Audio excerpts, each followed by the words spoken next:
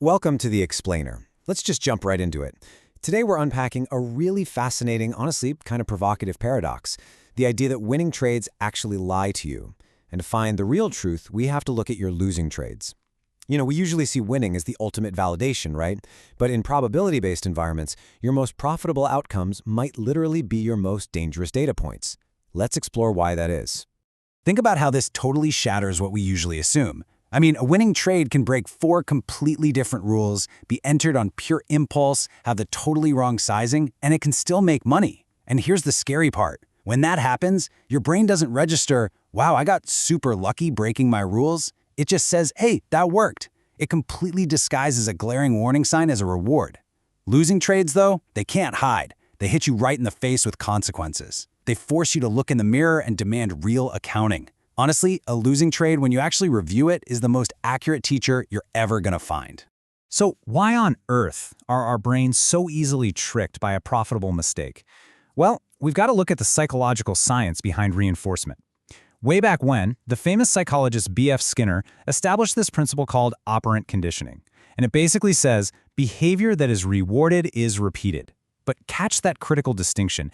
It is not the correct behavior that gets repeated, it is the rewarded behavior.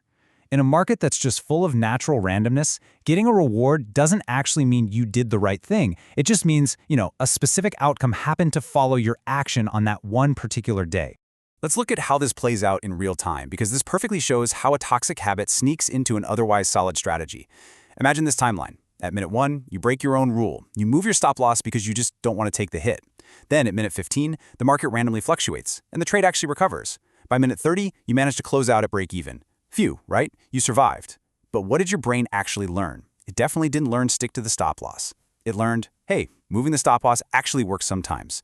Because your brain only evaluates the presence of the reward, it just filed away a catastrophic rule break as a totally viable strategy. Crazy, right?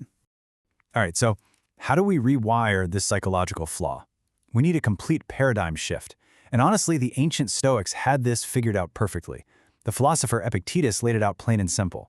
The action is within your power, the outcome is not. It hits the nail right on the head. You just can't use the outcome as the primary way to measure if your action was actually good. The Stoics didn't ignore results because results don't matter. They ignored them because results are a totally unreliable way to measure your underlying process. Let's break this down with a metaphor that really brings it to life. Picture 2 archers. The first one draws back, perfectly calm, absolutely flawless form, releases the string, but out of nowhere, a massive, violent gust of wind blows the arrow completely off course. Total miss. Did they do a bad job? No. They performed brilliantly. They just had adverse conditions thrown at them. Now look at the second archer. Sloppy stance, terrible form, total mess of a release. But a lucky gust of wind grabs that arrow and slams it dead center into the bullseye. Did they perform well? Absolutely not. They performed horribly, but just happened to get a fortunate result. This is absolutely crucial. You have to apply that exact same diagnostic precision to your own actions. You've got to grade the form, not the target. You literally have to refuse to let a lucky financial outcome corrupt how you evaluate your process. When you're looking back at a massive winning trade, don't just pop the champagne and celebrate the profit. You need to be asking the exact same tough questions you'd ask if you just took a massive loss. Was the form correct? Did I follow the rules? Because seriously, poor form coupled with a fortunate outcome is the most dangerous data you can possibly generate. It's teaching you the completely wrong lesson and paying you cash to learn it. So let's make this actionable. Let's operationalize that Stoic philosophy. Here is a super practical 4-step framework you need to run every single trade through, and you need to give a brutal, honest, written yes or no to each of these phases. Step 1. Was the entry valid? And I don't mean did it work. I mean, did it meet every single written criterion before you pulled the trigger? Step 2. Was the risk correct? Was your sizing spot on and your stop loss exactly where the plan said it should be? Step 3. Was the management sound? Did you adjust mid-trade based on the rules, or were you just flying by the seat of your pants on pure emotion? And finally, step 4. Was the exit correct? Did you close when you predefined, or did you panic? Look at what happens when you do this. It completely redefines the whole concept of winning and losing. Think about it. If you broke your rules but still made money, guys, that is not a win. That is a debt. That's a toxic habit forming that's going to cost you triple next month when your luck inevitably runs out.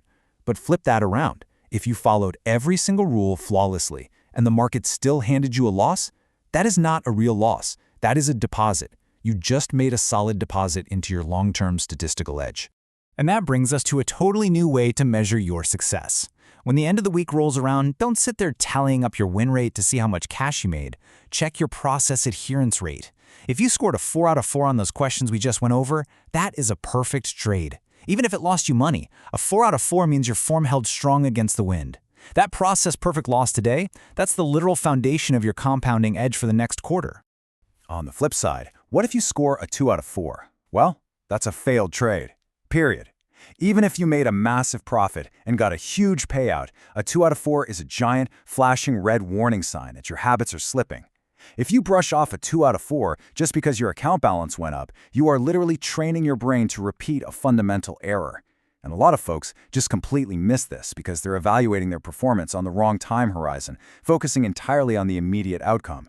Which leads us right into a massive operational failure that so many people make. Think about your own review process. If you only dissect your losses to figure out what went wrong, but you just completely skip over analyzing your wins because you're too busy patting yourself on the back, you're running a broken feedback loop. You're leaving exactly half of your crucial data on the table, dangerously ignoring it just so you can celebrate. You're holding yourself to two totally different standards, and it's all based purely on the random outcomes the market happened to hand you.